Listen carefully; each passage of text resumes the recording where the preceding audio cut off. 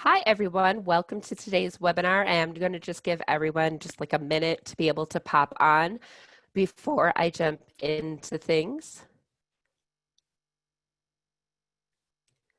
Looks like we're getting a good number that's coming on. As I stated previously, just giving everybody about a minute to be able to pop on before I start really getting into the nitty-gritty of the presentation.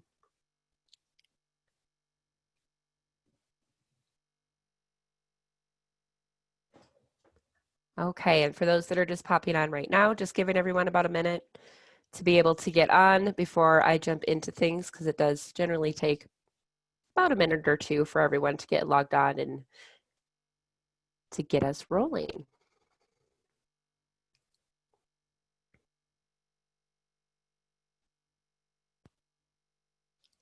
Alrighty, it looks like it's slowing down a bit of who's coming on right now.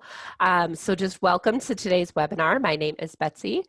We will be covering how to change careers and work remotely today. I am a career coach here at FlexJobs. And before we dive in, I am going to go over a couple of housekeeping items. There will be an email that will be sent out by the end of the week of this recording to everybody that was registered, to whichever email address that you registered to. So please do check your spam if you don't see it by Friday. In addition to the presentation and recording, any links that we happen to share will also be in that email as well. At the end of the presentation, I'll actually be opening it up to questions. So for that to move forward, I do ask that you put any questions that you may have in the Q&A section and kind of stay out of the chat box function. Just so that we have one spot that we can kind of go through and have everybody's questions in the same place. So with that being said, I'm going to jump into things. So let's dive in. Here's a quick overview of what we will be covering today. The key steps in choosing a new career, common remote career fields and industries, and resources for further exploration. I do want to start with a little bit of information about FlexJobs for those that are new here and aren't familiar with us. We are a job search service that specializes in remote and flexible jobs, and we've been around since 2007. We've helped more than 4.5 million job seekers since then and screened more than 55,000 companies. We are a membership site, which is the opposite of most job boards. There are, however, lots of free and public parts of our site as well, so please do pop over there and check it out. The first things that we're going to be covering today are the key steps to choosing a new career. I would like to start with a story. This is a customer that I'd worked with recently. Tim had been providing direct care nursing for his entire career. But being on his feet all day, every day was getting pretty wearing, and it was taking its toll physically. And he wanted to make a change, but since he'd been doing the same work for so long, he didn't really know where to start. And it was hard for him to imagine other options. He wanted to know what was next. It's really hard dealing with uncertainty, especially if you've been doing the same thing for so long. So we discussed breaking down those steps. Focusing on each step along the way, trying not to look too far ahead because then we can get a little overwhelmed, and focusing, and following, that's the word I was looking for, each step to get to the answer to his goals. Everyone's story is a little bit different, so that's why it's really important to break these steps down into what is important to you. Oops. With that being said, step one really is to get your know your motivations. Do you need a new career or just a new job? What do you want work to feel like? What do you want to do more of in your work? Why do you want to work remotely? Do you know what you don't want? If you don't know what you do want, can you flip that story a little bit? You know, is your job boring and uninteresting? And so I want a job that I can find that's interesting and exciting. Your career field is highly inflexible.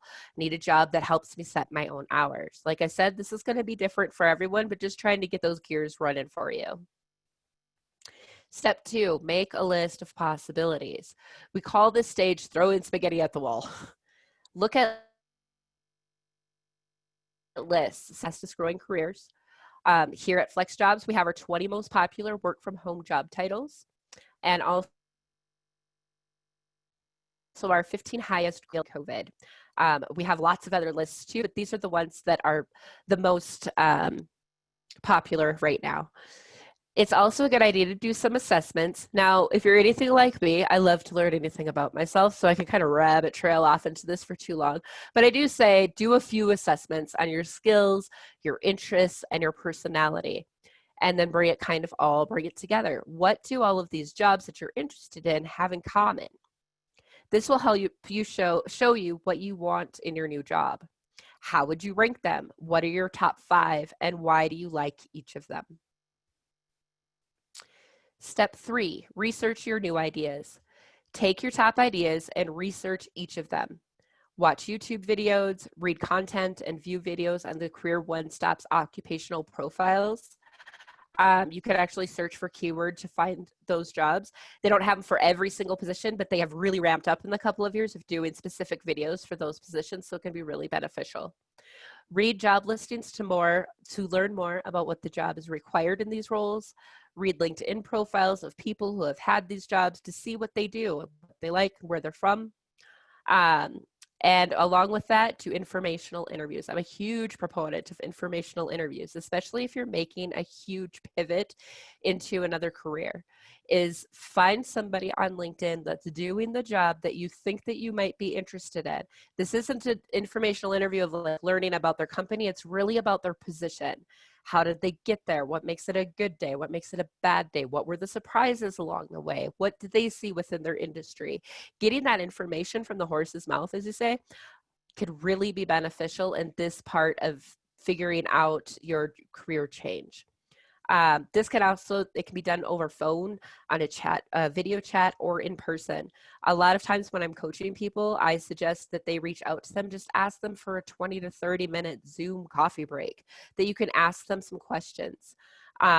With this link that's provided, it does give some pretty specific questions, kind of get the ball rolling.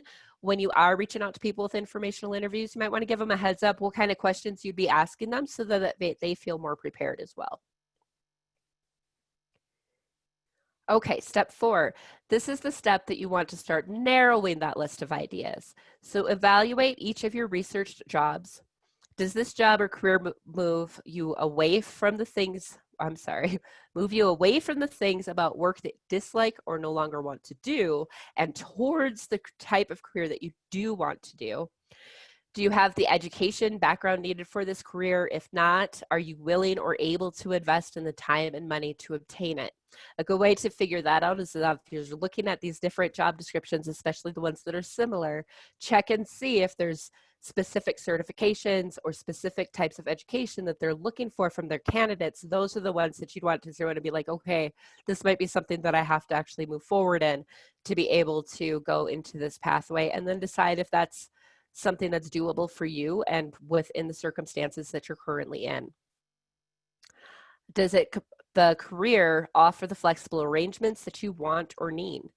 Are the salary prospects of the career suitable for you? What does your gut say about this career? Because really, trust your instincts a lot of the times. After all of this, which jobs or careers remain on your list? You'll start with a bigger one and kind of funnel it down. Not saying you have to figure out one specific thing you want to do. You can keep it down to a couple, but if you have like 10 to 20 different options, you're going to get frustrated pretty quickly in the job search process, because it does take longer than it used to with really updating your resume every time and your cover letter every time. So having a more focused approach can really help you move forward and feel like you have more control over your job search process. Okay, another story, Caitlin. She is another example of a customer that was contemplating a career change. She's making great money in management and is really, really good at her job. But she's passionate about health and wellness. So pursued various certifications, including a health coach certification, and really took the time to do that extensive research to make sure that what she wanted to pursue was going to provide her with the salary requirements that she has moving forward. And just wanting to make that pivot from something, you can be good at something and not thoroughly enjoy it and not be passionate about it. Still be good at it, but not be passionate about it. And she was ready to make that leap into, I want to do something that I'm really passionate about. So now the real question is, can your ideas that you have within your list be done remotely? So search for remote job ads that you have for your job ideas. You can search FlexJobs even if you're not a member. You won't get the full description, but you'll get partial of it. So that way you can kind of get an idea if those types of positions are out there. You could consider searching by soft skills, transferable skills, worker, personal attributes, hard skills, and industry specific.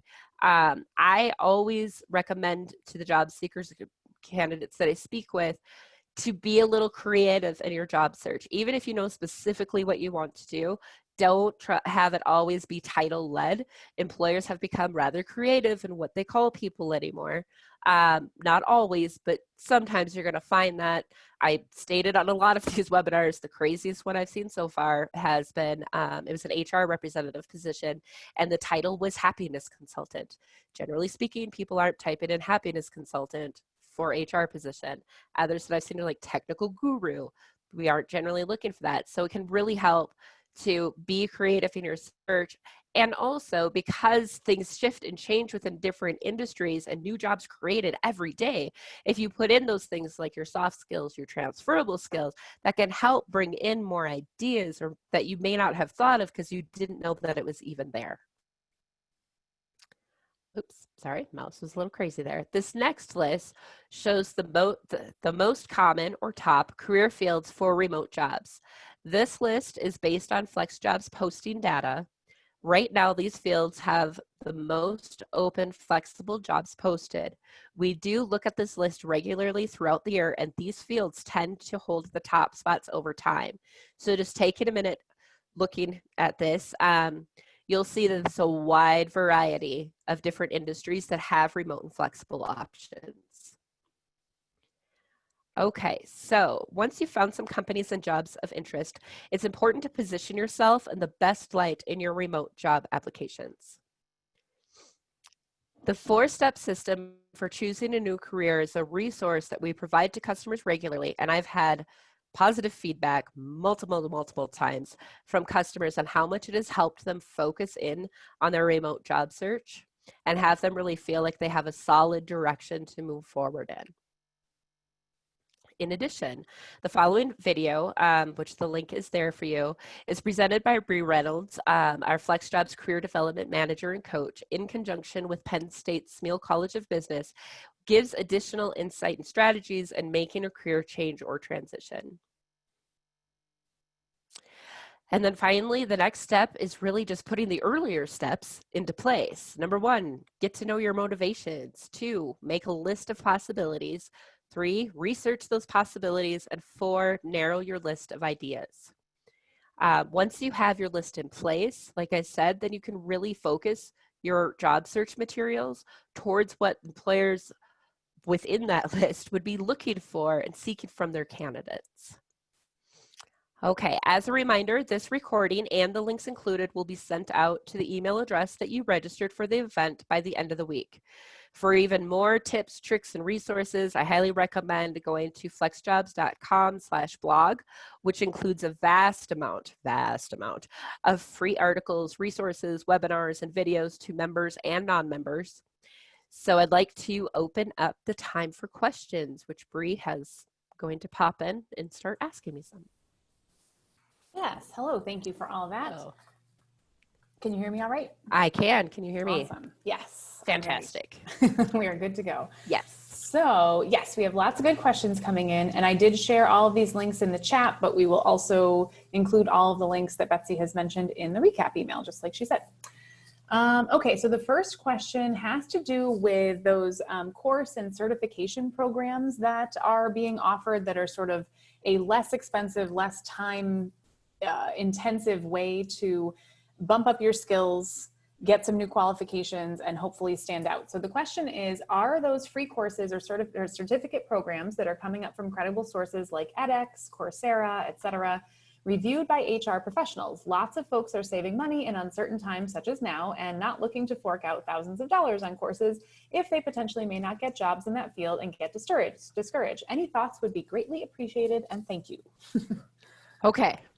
So That was a whole lot of information. It's a big one. So I'm trying to figure out what the question is in there on whether or not they should spend money on them or. Yeah, essentially, do we Gotcha. feel like they are useful? Do they help in the job search? Do HR people and recruiters care about seeing those courses? Can they be helpful in a career transition type of situation? I do think that they can be helpful in the career transition in that it shows that you're actively trying to learn the new skill set to be able to pivot within that career. However, for the ones that are spendy, what I always tell the customers that I'm working with is if it looks like there's going to be costs involved, significant costs involved, that's what you're really looking at those different job descriptions and seeing, is this something that you're seeing time after time after time on those job descriptions? Because then it's leading more towards a requirement. For the ones that don't cost any money, it's never going to hurt you. To be able to show that you are actively learning and that you have a growth mindset, because remote employers love people that have a growth mindset and want to be continually learning and staying on top of the game. Yep, absolutely. Okay, thank you very much. And I totally agree. That's really the considerations to weigh there. Okay, so this next question is about cover letters. This person is wondering, are there any specific tips you have for writing cover letters for a career change? Kind of how to explain it, whether to explain it.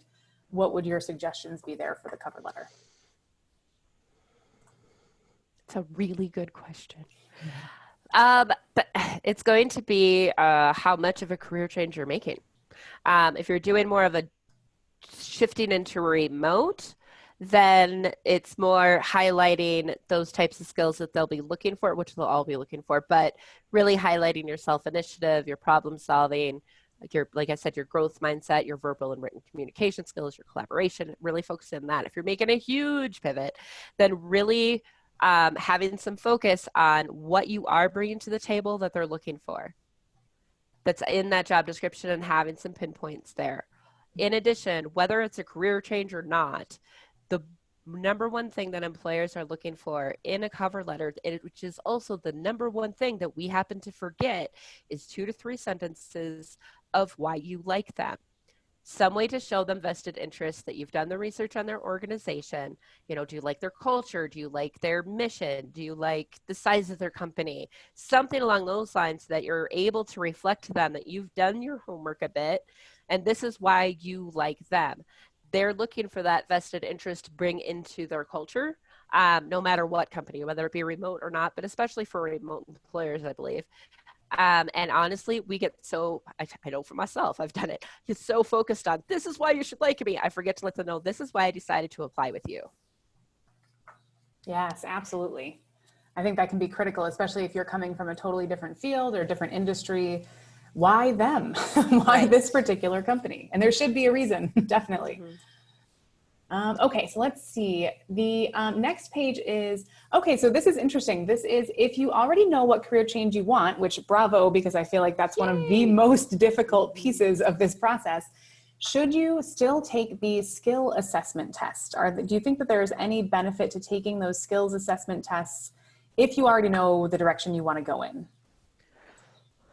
So here's the social work side of me. If you're asking that question, something in your gut doesn't feel right.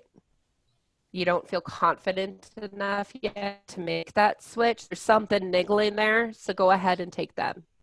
I wouldn't say that if it comes back like something completely different that that you shouldn't continue moving forward. But for me, I feel that that'd be something kind of, you're still a little nervous with making that switch. So those skills tests might be good. Or like I said, find somebody that's doing that job and do an informational interview so you can ask them some of those hard questions that we can't always find when we research different sites. Yeah, that's a great point. And I think, like you said, the informational interviews can be a really helpful exercise. And I've taken those skills assessments before, knowing full well that I like being a career coach. I want to be a career coach. And the number one occupation that comes back for me every single time is accountant. And that's not a job. That does not fit your personality at all. Precisely, which is exactly the point. They are skills assessments. It's not looking at your personality, your interests, all of those other your values that you bring to work. So it could be helpful because I do have some analytical skills and that sort of thing. So it might help you put words towards the skills that you have and be able to describe them. But if it tells you to pursue a completely different career field than the one you have decided on, take that with a grain of salt, I think, just like Betsy said. And some of those assessments too, you'll get to the, it's happened to me repetitively, where you get to the end and it's like, well, it tells me to do exactly what I've been doing. And that's because it's ranking your skills and you're good at what you do already.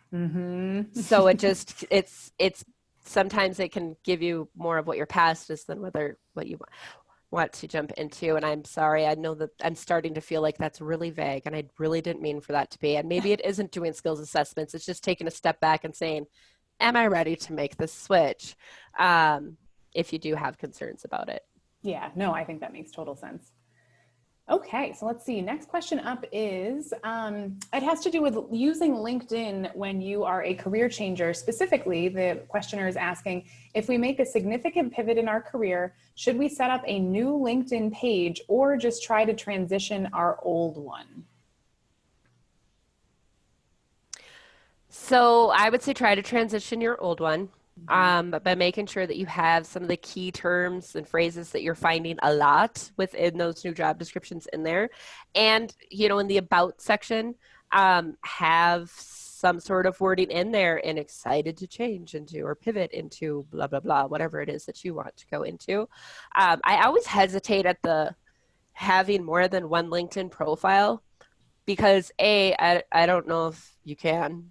Like right. I think that's technically it's against the rules, not, yes. Or B, if the employer finds two, I don't want red flags going up. Like, well, why do they have two and what are they trying to hide? And so for myself, I just really feel that it's best to have one and try to start transitioning that wording and transitioning your network some too. So you can see what they're putting on their pages and start grabbing some of their keywords too, if they're good and active and doing what they're supposed to be doing on LinkedIn. Yes, absolutely. And that kind of transitions into the next question, the networking side of things. So this person is saying, most of the time it is who you know, networking, that lands you the job. And I think, obviously networking can play a very big role in your searches, particularly when you're changing careers. So this question is, does the same theory apply with FlexJobs? Since these are remote positions posted anywhere in the US, which not all of them are, I want to be very clear, a lot of the jobs that we have on our site are very location specific and can't be done anywhere in the US, but can be done in a certain state within the US. So that's important. And on the flip side, some are global.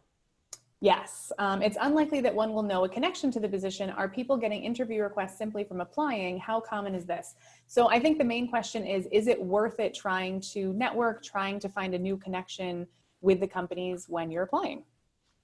Yes. Yes. Yes. I will expand on that. But yes, I'm a huge proponent of networking because, like you said, maybe you already know that's generally speaking, that's how it works, whether it be remote or not remote. Different studies have shown 80 to 90% of the jobs in the US are in the silent market. They aren't posted anywhere. It's who you know or who you know who knows. So start at that grassroots part. Reach out to the people that are already in your network that you feel comfortable with. Obviously, probably not your boss, but other people in your network. Talk to your dentist, talk to the yogurt guy, talk to everybody. Put together an email once you know what you want to pivot into of, hey, this is what I'm looking for. This is specifically in the flexibility that I'm looking for, and get that sent out to people. How many times have we all at some point knew of a job position that was open and it closed, and then a friend or colleague, somebody's like, oh, I wish I would have known about that. And if we'd known that they were looking and that they were looking for that, we would have let them know. Especially if you're making a career change. If you aren't in their wheelhouse for that industry or that job, they aren't going to automatically think of you and reach out to you. So start there and then do some networking on LinkedIn. There's networking groups on there. Start trying to get into some of those groups with the industries that you're looking to do. And just, do some of those old school things that we've always done. Still apply for positions, but do some of that networking too, because it'll never hurt you. It will never hurt you. Other things to do with that too, just to help get the ball rolling, that sometimes people don't think of is, think of products that you've used and services that you've used that you've gotten really good customer service, or you just absolutely love whatever product that is, and look at that organization and see what they have for positions that may align with what you're looking for, and then try to connect that way by letting them know, I love this product, would love to work for the organization, and this is the type of work that I'd like to do. Use that in networking, use that in your cover letter. It just really helps bolster up that vested interest that I talked about before. Excellent. Okay. So it looks like we probably have time for a few more questions here. So this question has to do with the COVID situation. This person says, I've been unemployed due to COVID since March. Okay. Is it really necessary to mention that in my cover letter, given it may seem obvious? Actually, I would mention it even in your resume. Put, and we do this all the time, where you have your professional experience, just put career break and put a bullet in there, reduction in force due to COVID-19. Yep. And that way the employer isn't trying to guess if it's COVID or if it's something else. And whether it's COVID or not, just address it.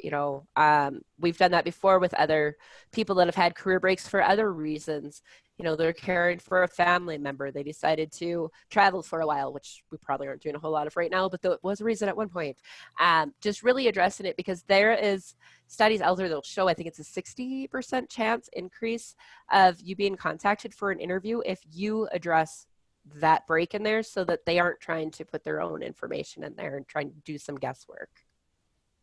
Great. And I just shared our sample career break sections in the chat, and I will include those in the email recap, because I think that's really become a game changer for us using it for clients. It seems to work so well just to explain things, because even if it seems obvious to you and to a lot of people right now, it might not be obvious to the employer, and better to tell them than to leave them guessing, for sure. Right. Okay, so let's see, a couple more questions. So this question is, how do you approach a change that is a downsize from your past jobs? And I think this person, the way I'm reading it, they are wondering how to approach employers with that information, so that employers don't think, well, this person's applying for a much lower level position than they've previously had. They're going to be underqualified and get bored, and they're not going to like this, when this person may very well want exactly that situation. Right. So how do you recommend people approach that? So that can be kind of a dance, and that is a good thing that you're kind of taking that into consideration. What that really is going to be doing is, in your resume to begin with, start really going over it with a fine-tooth comb and taking out things that are just there. It's too much. It's too much. And especially if, like, you don't need to have a degree and you have a master's degree, bring it down to a bachelor's at least. And do a little bit of an explanation within your cover letter as well, in case it does come up. It is, like I said, it is kind of a dance on how you do so. You don't want to say, because, I don't know, you want more balance or something. Which I guess you kind of could. I'm stumbling on this one, Brie, because I'm thinking out loud with it. No. Because that one it's hard, but it really is. With whatever job you're doing, you want to reflect their key terms, phrases, those skills that they're looking for, not overdo it with the things that you've done in the past. Other things that I've done for people on the resume is bring down the title a little bit. If there's senior VP of something, let me just say customer service, bump it down to customer service lead or something, so that it isn't quite so obvious. But there is that fine line of honesty and dishonesty, so you have to be careful to not bring it down too far either. What else do you have to add with that, Brie? Because that's a hard one. It is really tough. I think I definitely like the idea of in the cover letter being pretty clear about it very quickly, just briefly saying, in looking at my background, you may think that, basically addressing the elephant in the room. You may think that I am overqualified for this position, or, you could say, I have spent most of my career in this type of work or in a higher level role, but one of the things I missed, or one of the things I want in my next career is, and then whatever that is that you're looking for, and that if it's an independent contributor position, if it's the ability to work directly with clients again instead of on the managerial path, whatever it is that you can say you're going towards in this new role, the things you're really interested in, open with, and basically you're addressing, yes, I understand it looks like I might be overqualified for this, and here's why I'm actually proactively making the decision to pivot to this type of role and do this type of work because that's what I want to do. So you're addressing the elephant in the room. And I do like the idea of on your resume, like Betsy was saying, look at the language that you're using on your resume and try to tone it down a bit. Really try to bring it to the level that you are going for, so that even if they skip that cover letter, which they sometimes will, I think it's like 50-50 that you'll actually read it, on the resume, you can even put in the summary paragraph at the top what you would put on a cover letter that sort of explains your excitement to getting into this level of role and why particularly you're going for it. So it's not scaring them off right off the bat. You've got some good information that explains, yeah, I'm doing this on purpose. I didn't accidentally apply to this job thinking it was something different. I really do want this job. And then have the rest of your resume with that little bit changed language that helps reflect the level that you're going towards instead of the level that you're coming from. It's kind of the same, the reverse of that's the same if you're looking for a career change to, not really a career change, but a transition into a higher level. If you're really trying to level up in your career, you would do the same sort of thing. You would punch up the language to have it be stronger, talk more about leadership and management and those sorts of things. In this case, we are toning it down a bit instead. So it works both ways. Right. Thanks. Okay. Yeah, no, that's fine. I know it's when I'm thinking on my feet, I go around in circles and circles and circles. But lots of good thank yous coming in from the chat area also, awesome. Especially for folks who've had their questions answered. I know we won't get to them all. Betsy, do you have time for one more question? Yeah, not a problem. All right.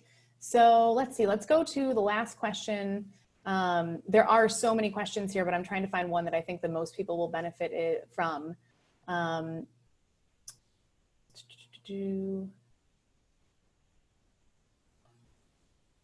Sorry, there's a few very specific ones here that I'm scrolling through. Apologies.